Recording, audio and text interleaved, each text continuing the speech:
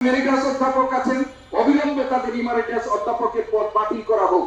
আমরা এইও বলতে চাই যে ইতিমধ্যে ইমেরিটাস অধ্যাপকদের মধ্যে খুনের দায়ে এবং দুর্নীতির দায়ে যারা অভিযুক্ত হয়েছেন তাদের ইমেরিটাস অধ্যাপক পদ বাতিল করে তাদের বিরুদ্ধে আইনানুগ ব্যবস্থা নেওয়ার জন্য বিশ্ববিদ্যালয় কর্তৃপক্ষের কাছে আমরা জোর দাবি জানাচ্ছি। একই সাথে বিশ্ববিদ্যালয় কর্তৃপক্ষকে আমরা তাদের বিরুদ্ধে যদি ব্যবস্থা গ্রহণ না করা হয়, সাদা দল এই ব্যাপারে তাদের পরবর্তী কার্যক্রমের মাধ্যমে বিশ্ববিদ্যালয় প্রশাসনের উপর চাপ প্রয়োগ করে সেটি করতে বাধ্য করা হবে।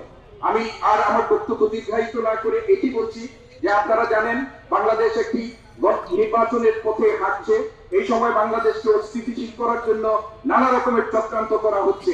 আপনারা গত 2-3 দিনে বাংলাদেশে একাধিক হত্যাকাণ্ডের মতো ঘটনা দেখেছেন। আমরা বিবেকবান শিক্ষক হিসাবে এই সমাবেশ থেকে এইসব হত্যাকাণ্ডের তীব্র নিন্দা জানাচ্ছি এবং সরকারের আইন শৃঙ্খলা রক্ষাকারী বাহিনীর কাছে আমরা জোর দাবি জানাচ্ছি।